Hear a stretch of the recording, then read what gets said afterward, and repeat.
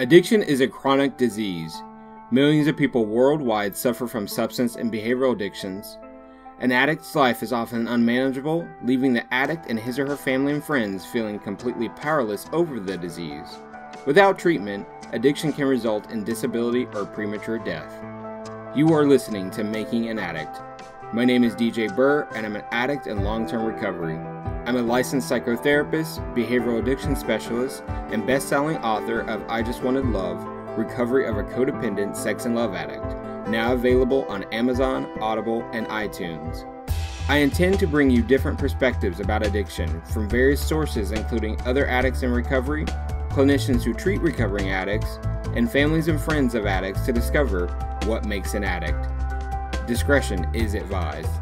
To learn more about this podcast, check us out at makinganaddict.com or follow me on social media at DJ Burr1022 on Facebook or The DJ Burr on Instagram.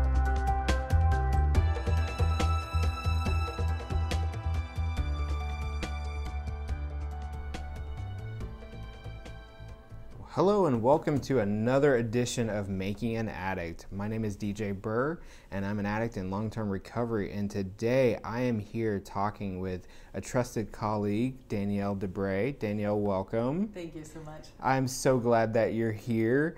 You know, I heard your name several years ago when I first got into recovery. So it was about 5 years ago, and it was on a CD and you were giving a talk.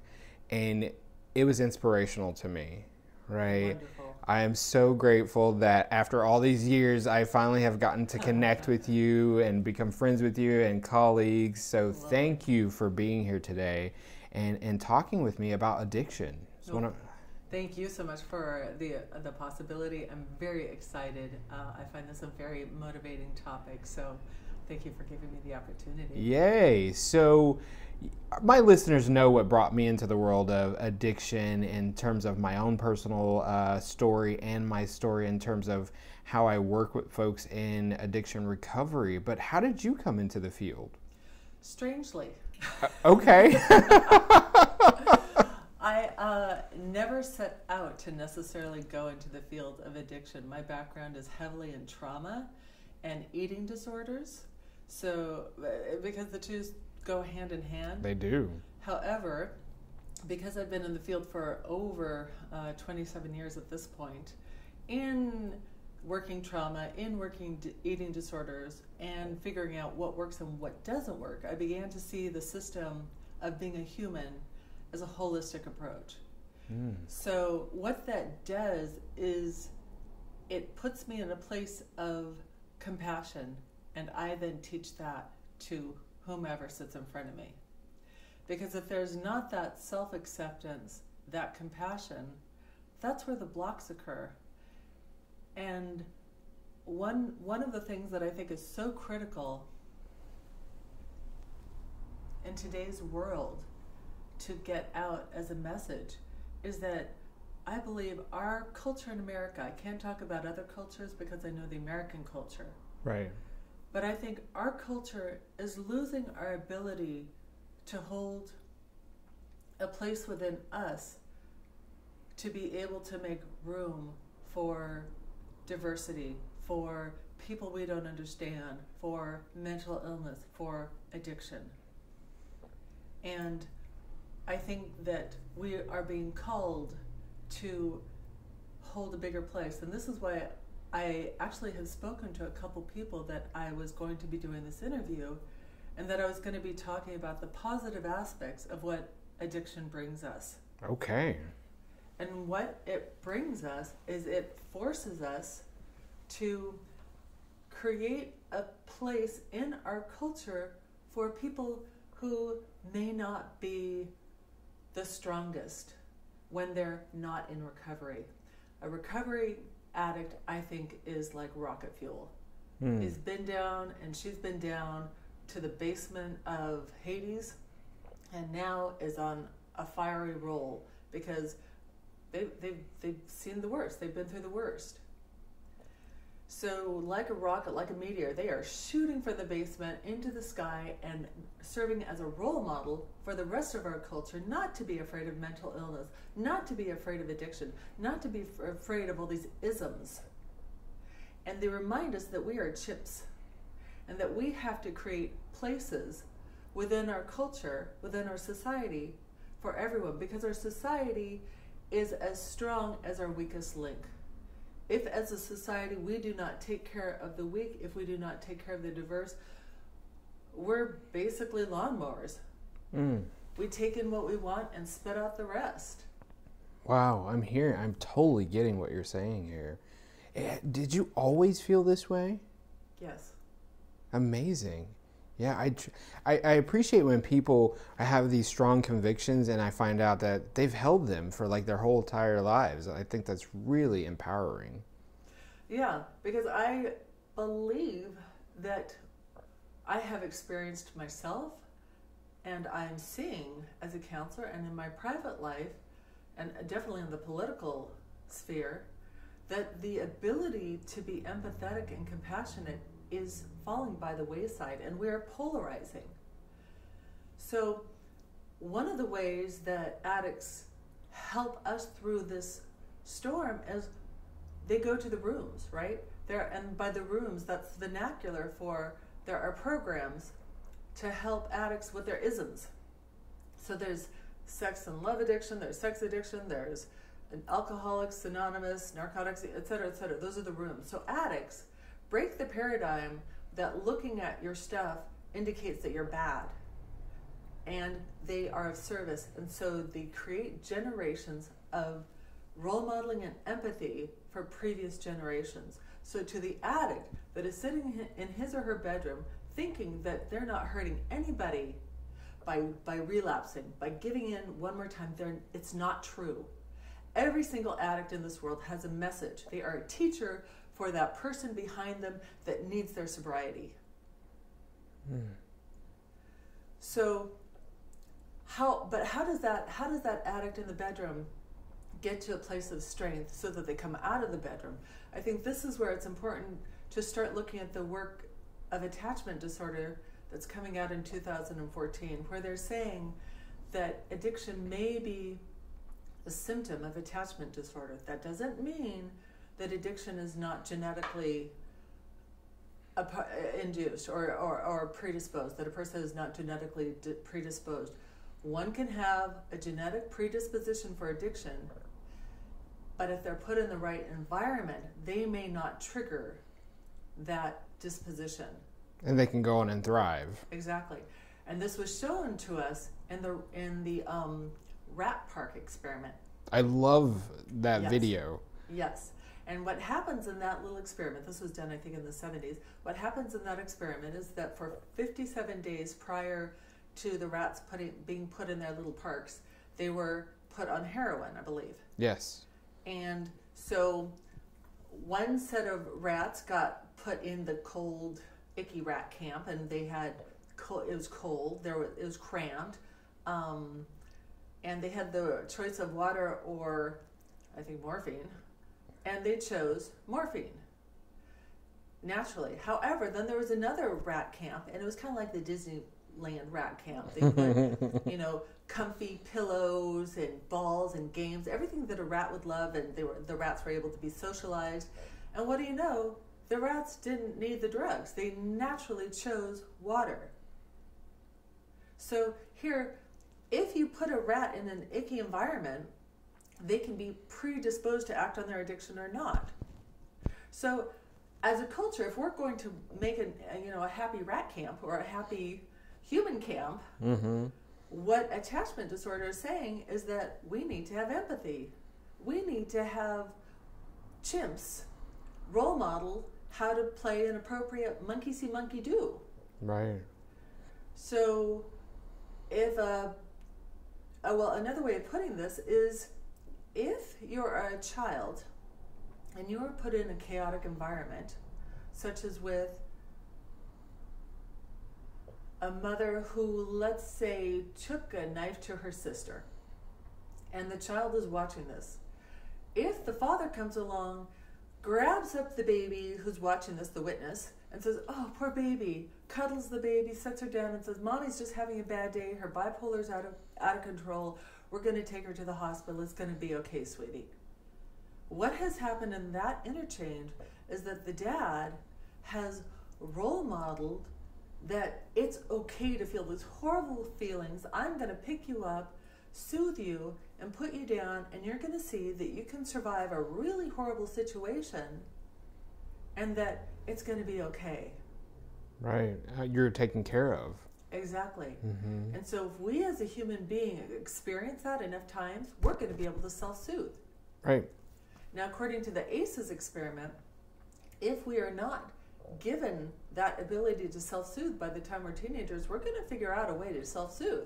And that's, when you say the ACEs experiment, that's the adverse child Yes. experiences? Yes. Okay. Where they'll find drugs, they'll find sex, they'll find alcohol, they'll find whatever means possible to self-soothe because they don't have any of the regulatory system within them to be able to do this. Now, I know that one of the things that really challenges addicts is the fact that they can go it alone. You know, terminal uniqueness. They don't need the room. They don't need anybody. And it seems strange, doesn't it? Because here they'd rather grab onto a bottle or whatever it is they're going to grab onto rather than come into these warm, understanding, empathetic rooms or counseling or support groups, something. Why in the world would they choose their addiction? Well, because what I think it is Bruce Perry, Dr. Bruce Perry in Houston has done is he's taken brain scans of people who are exhibiting attachment disorder and therefore acting out on their addiction. Their brain is literally missing parts. Wow. Yes.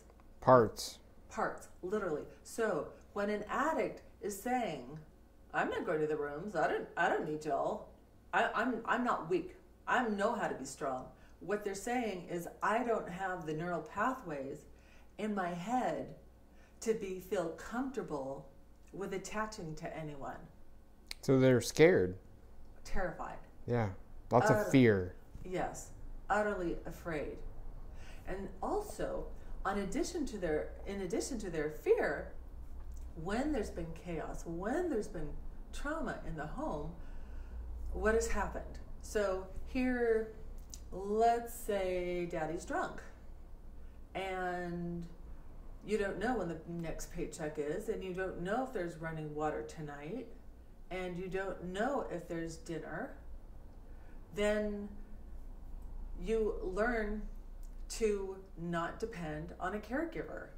People become noxious stimulants.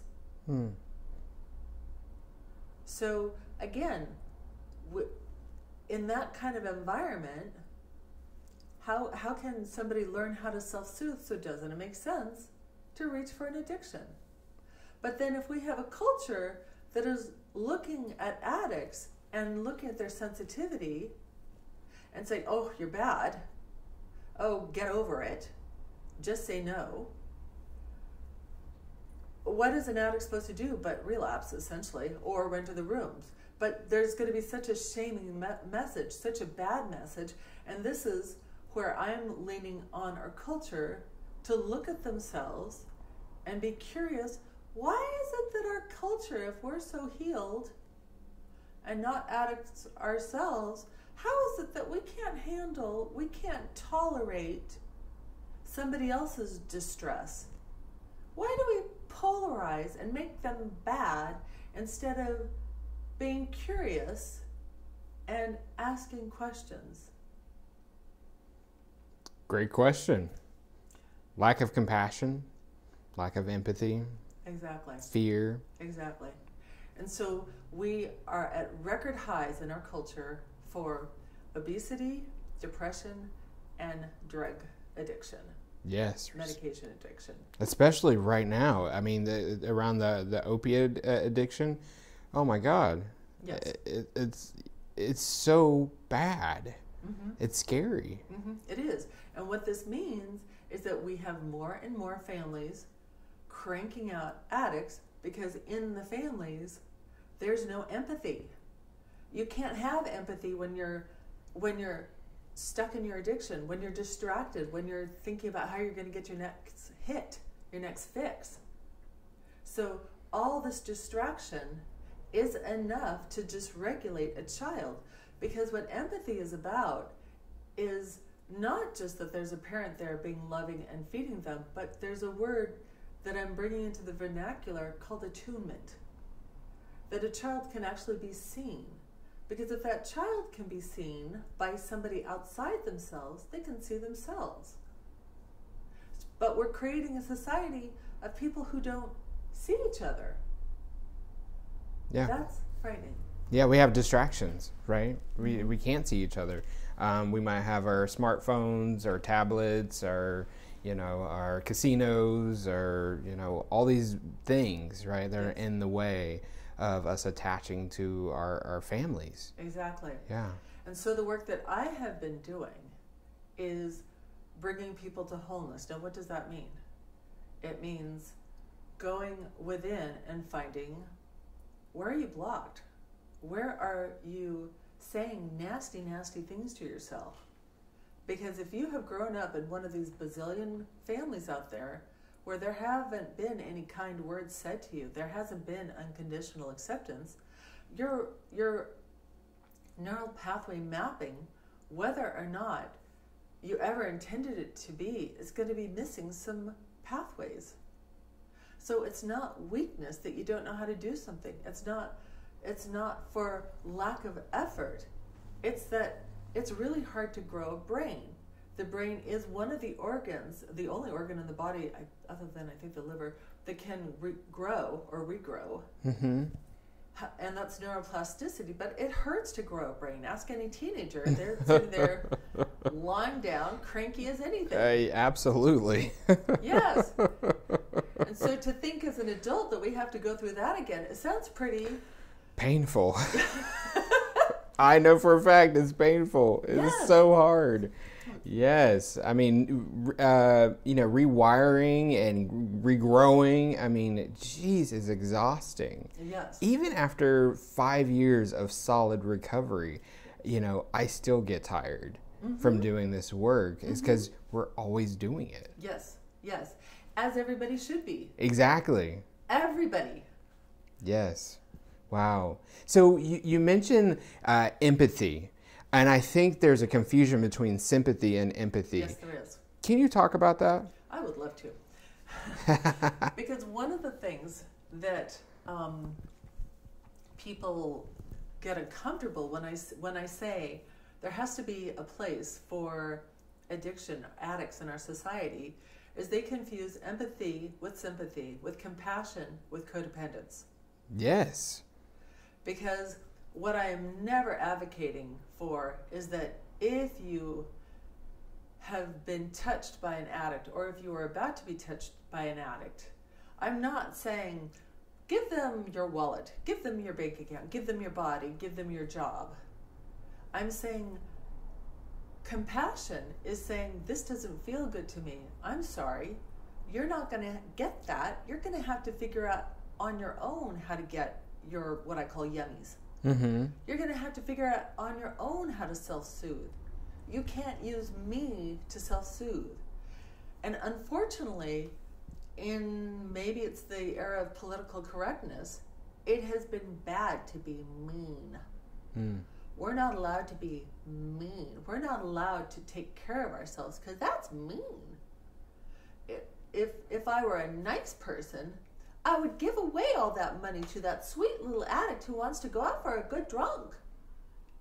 And how dare I not let them have what they want. Right. But yet, over and over and over, I've seen in my groups in which I am teaching men and women, and women in my various groups how to articulate, I feel anxious, I make up, you're lying to me, I think that you're setting me up to fall, and I want to know, is this possibly what you're doing? That sounds so aggressive and so pointed that I work with people for years to be able to say such a simple sentence. And it's phenomenal because who they're practicing with is not a real live addict, but just somebody who's sitting in my counseling room with them. And it is still a major struggle for somebody to say something so forthright. Wow. Yeah. You talk about your groups. Like, what are they like? What are you teaching? Other than empathy and compassion, is there any like particular topic? Absolutely. So I've put it under this blanket headline of emotional intimacy. And so when you're asking about empathy, there are many, many parts of emotional intimacy. And I think emotional intimacy actually feels bad for people to say or for people to buy into, because they think it might mean codependency or weakness.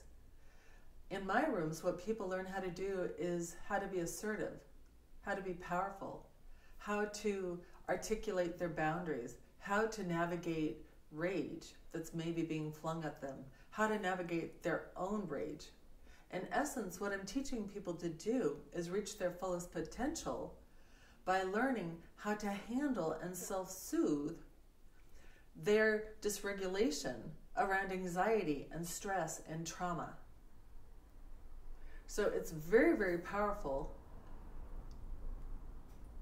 And one has to be very willing actually to see a lot of one's own issues come up, especially if one walks into the rooms thinking that they have no addiction or no trauma, and then, wow, they're blowing up. Yeah. Or what's even worse is being manipulative and covert.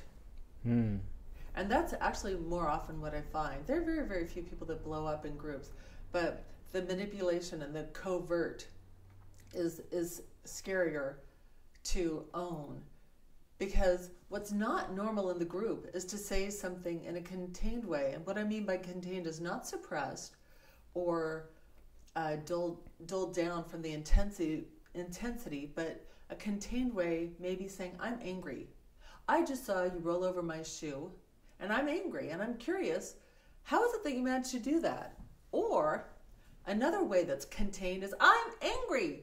I saw you roll over my shoe. This is the 20th time you've rolled over my shoe. I have repeatedly asked you to not roll over my shoe. Please tell me what will work to have you not roll over my shoe. In both of those instances, they're both contained. Yeah. Because I'm talking about my experience. Now for the second, let's say the listener has a lot of trauma, and the second way that I spoke was too intense for the listener. Then an emotionally intimate skill is to say, wow, your tone is too much for my intensity level to handle. Could you please bring it down? Or could you state it a different way? Yes. That's another way that people are able to ask for what they need. You talk about emotional intimacy. Your CD was on emotional intimacy, and here I was early in recovery. I was getting sober, and my husband at the time was not. And so he'd be raging and acting out with alcohol, and I'm like, oh, I'm in codependent recovery, I'm in, sex and love addiction recovery, and you're doing all these things that are really crazy and frightening, which was different than what I was doing before, where I would rage too, or I would go drink, or I would go do something wild and crazy, right? And so the information I was getting in recovery and from your tools is that I had the ability to do things differently. I just had to learn. Yes. Right? Yes.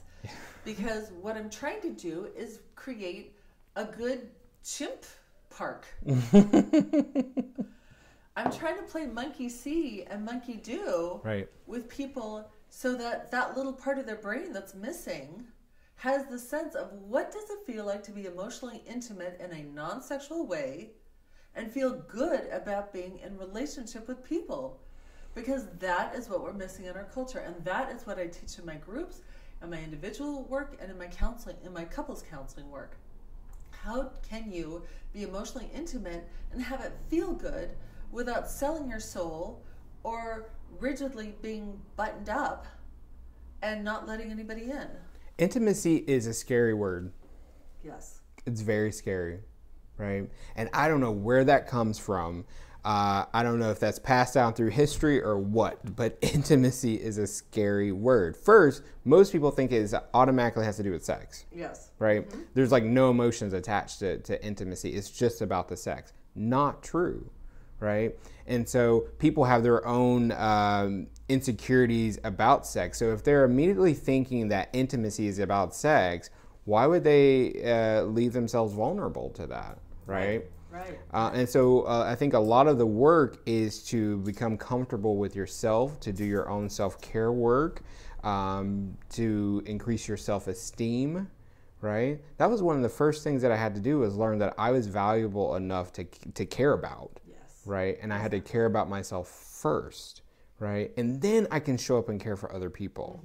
Right? But it's just such a scary word. Do you have any recommendations for people who are scared of intimacy? What can they do?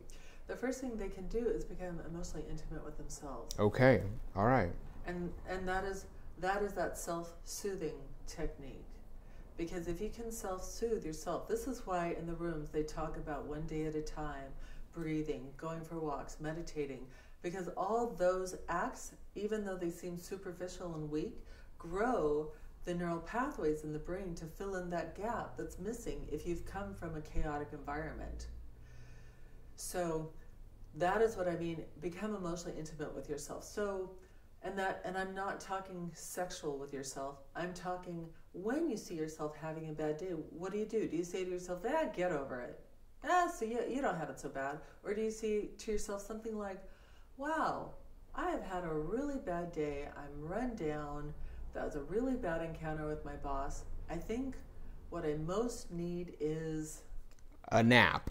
Exactly. Or ice cream.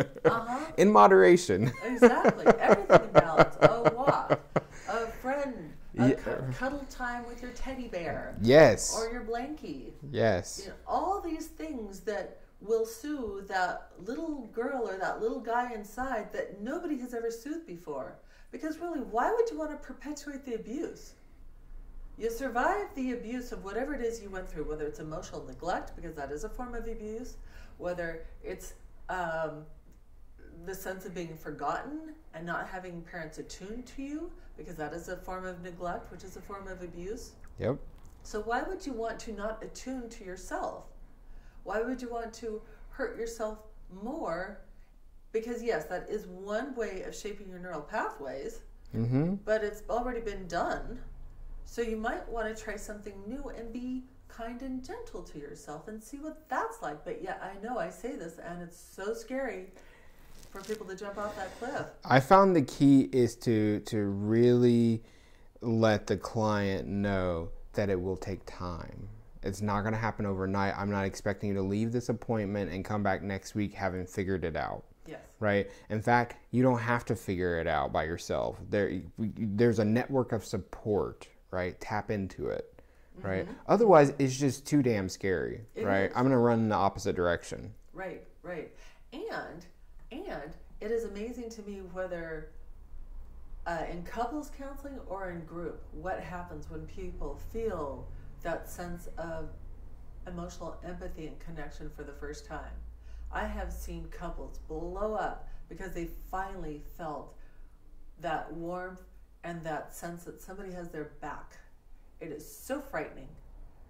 The sabotage weapons come out immediately. And the same thing happens in groups, in my groups too. Yeah. Because it feels so good. Because believe it or not, in my groups, the whole group can be in an emotionally intimate place and feel that rhythm and feel that connection, and it can feel so warm and enticing, and it is so hard to achieve that the sabotage weapons come out.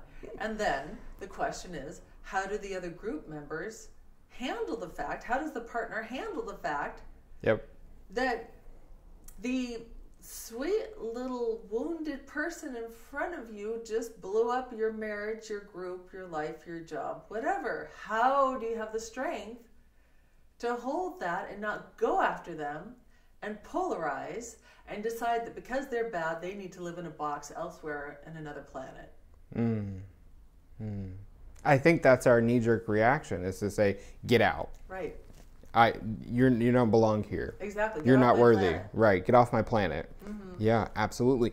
And I think a lot of people will invest a lot of energy in making sure that happens, that other person feels so tiny. Yes. Right. And that's not compassion. No, it is not. That's domination. That's control. And I know that there has been a big movement for people to feel their feelings. Yes. And this is outdated technology from the 70s. And this is part of what I try and combat in my rooms, is that just because you feel something, that technology from the 70s, well, I feel this way, I'm going to tell you what I feel, is not appropriate. That if you're not, that's actually emotionally slaughtering somebody because you feel bad. You're going to take your venom, your emotional garbage, and sling it on somebody else because you think they deserve it. Well, what if it was a misunderstanding and you just butchered somebody because you personally had the misunderstanding? You can't take back the words. You cannot. And that's where internal boundaries come in, is when we're able to hold what's going on internally until we can calm down and synthesize what we're really wanting to say. And it might sound something like, I feel hurt when I heard you say this, or when I learned that you did this, and what I would like instead is this. Can you do it? Mm-hmm. Right? Mm-hmm. That is so different than you're a piece of crap, I hate you, and get out. Yes. Yeah. Exactly. And yet, even though that sounds so healthy, and I know many, many listeners are saying to this, I do that. Oh, yeah, I can do that. I can handle that. And yet, I know that at one point there was a time when a neighbor came over to my house, and I simply said, I feel attacked. And the neighbor went ballistic. Wow. To the point where somebody who was standing behind me kind of whispered in my ear, Danielle, do we have to call the cops? Goodness. Because I said, I feel attacked. That it is so not a part of our natural discourse these days to say things like, I feel attacked. I don't like what you're saying. Could you please say it differently? Say it differently. Yeah, we have to learn to be more kind, right? And loving. To ourselves. To ourselves first, right? Yes. So we can be that way for other people. And that takes time. I think if you need a coach or a therapist to help you get there, ask for it. Mm-hmm. Seek it out, because there are many of us out there, right? Absolutely. There in Seattle alone, there are thousands of therapists who are available to help us grow up emotionally. You just have to look for them, mm-hmm. right? And you don't have to stick with the first person you find. If it's not a good fit, find someone who is, right? That's self-care. And I wish we taught that more. Yes, exactly. And I think and this is the message of today, where I'm trying to impart that it is not a weakness that one might not be able to handle situations or their alcohol or whatever it is that a person struggles with. That there is it's not just theory, it's not just this mumbo jumbo woo woo. There's a part missing in people's brains when they cannot handle certain aspects. If you have grown up in a chaotic environment, that means you're going to have parts missing from your brain. And the only way to get that fixed is by finding another chimp. Because you have to play monkey see, monkey do games. Yep. Like, oh, wow, that sounds terrible. And then you, as the listener, goes, oh, somebody cares. That's what therapy is about. That's what support groups are about. That's what the rooms are about. So this is why we need each other as chimps. This is why we need community. This cannot be learned in a book. Nope. And in fact, the book industry is wonderful, but unless you get the live person in front of you showing you how to do this, your brain will literally not know how to do it. And I think there's been a lot of self-condemnation, a lot of self-criticism, that why can't we just do it ourselves? Because you have a part of your brain missing. Yeah, right. Absolutely. And you can't heal that by yourself. Mm-mm. Wow. And I think one of the important things to stress here is that there is no perfect, right? Mm-hmm. And so I have a lot of clients who come in and say, well, I didn't have the big trauma. My parents just expected me to be perfect. Yeah, what do you think that did for you? Exactly. And this is what is also being discussed, this idea of attunement. Yeah.